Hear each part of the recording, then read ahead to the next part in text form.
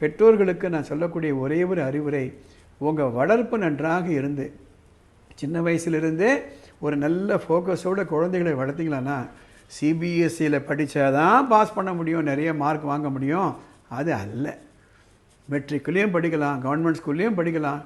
ஏன் NIOSனு ஒன்று வந்தாச்சு, நேஷ்னல் இன்ஸ்டியூட் ஃபார் ஓப்பன் ஸ்கூலிங்கில். அதில் நிறைய குழந்தைகள் படிக்கிறாங்களே, பள்ளிக்கூடம் போக வேண்டிய அவசியமே இல்லையே. அதே மாதிரி மனம் இருந்தால் மார்க்கம் உண்டுன்னு சொல்லுவாங்க.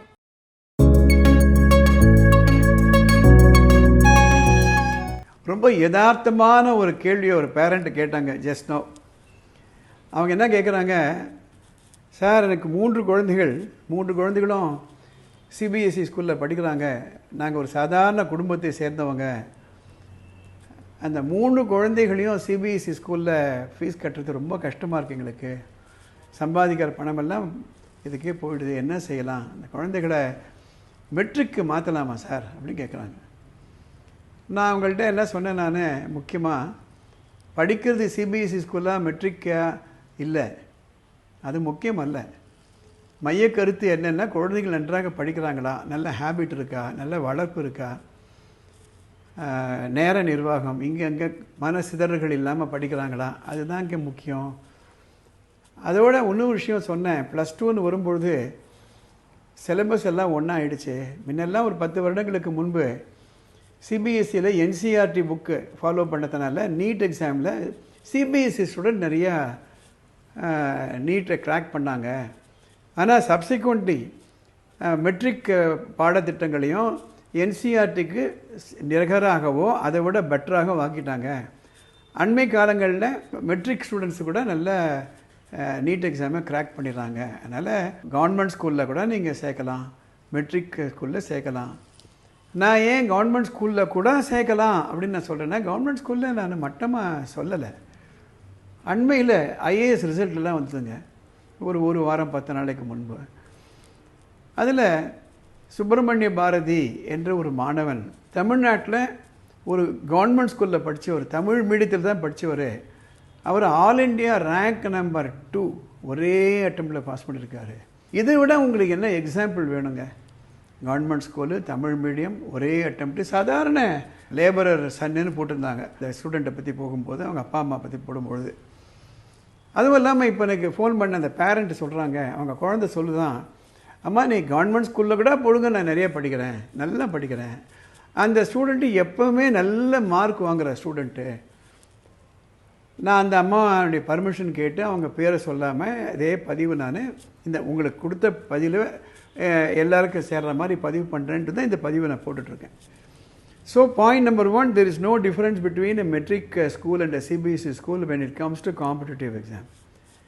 நம்பர் 2, பள்ளிக்கூடம் முக்கியம்தான் இல்லைன்னு சொல்லலை, அதை விட முக்கியம் எப்படி படிக்கிறாங்க குழந்தைகள், வளர்ப்பு எப்படி இருக்குது, ஹேபிட்ஸ் எல்லாம் எப்படி இருக்குது.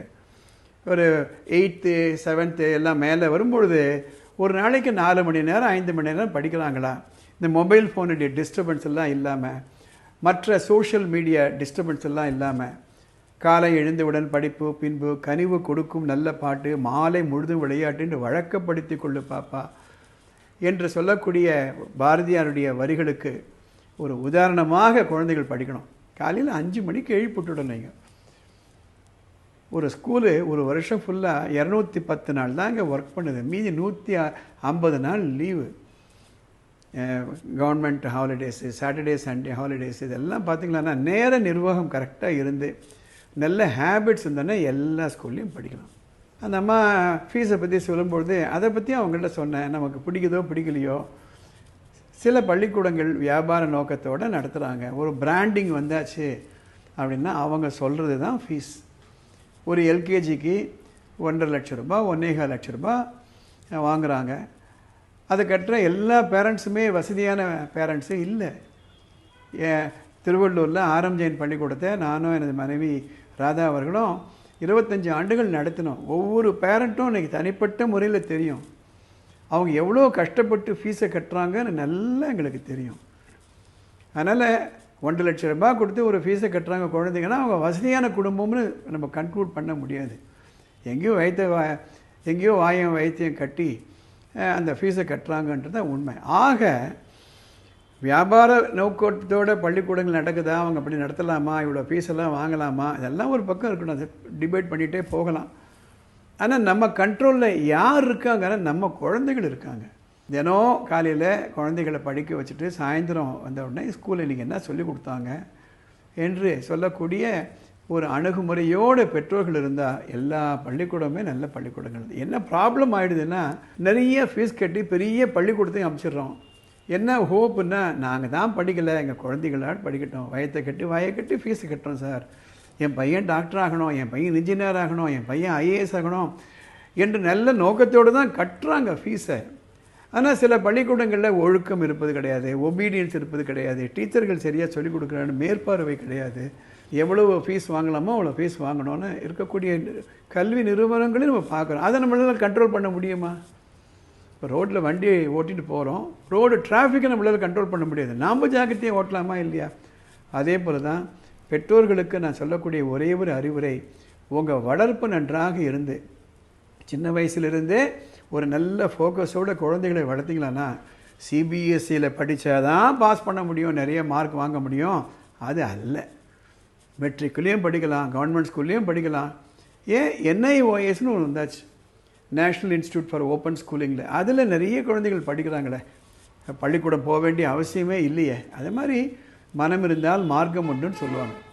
அதனால் என்னுடைய சுருக்கமாக சொல்லும் பொழுது, எந்த போர்டு முக்கியமல்ல, எந்த பள்ளிக்கூடம் முக்கியமல்ல, எப்படி குழந்தைகளை வளர்க்கிறோம் என்பது தான் முக்கியம். அதனால் இந்த பதிவை நான் போடுறேன். உங்களுக்கு கல்வி சம்பந்தப்பட்டு ஏதாவது குழப்பங்கள் இருந்ததுன்னா மேலே ஒரு வாட்ஸ்அப் நம்பர் போகுது, அந்த நம்பருக்கு ஒரு மெசேஜ் அனுப்புங்க. அதை பார்த்துட்டு அடுத்த எபிசோடில் நாங்கள் அதை கவர் பண்ணுவோம். இந்த கமெண்ட் பாக்ஸில் கமெண்ட் போடுங்க, உங்கள் பிரச்சனைகளை எடுத்து சொல்லுங்கள், லைக் பண்ணுங்கள், ஷேர் பண்ணுங்கள். ஏனென்றால் அப்போது இது நிறைய பேர்களுக்கு போய் சேரும், அவங்களுக்கும் இந்த பலன் கிடைக்கும். அதனால தான் லைக் பண்ணுங்கள், ஷேர் பண்ணுங்கள், கமெண்ட் பண்ணுங்கள் அப்படின்னு சொல்கிறேன். இந்த பதிவு உங்கள் மற்ற நண்பர்களுக்கு பயனுள்ளதாக இருந்தால் அவங்களுக்கு அனுப்பிச்சி விட்ருங்க. அடுத்த எபிசோடில் பார்க்கலாம்.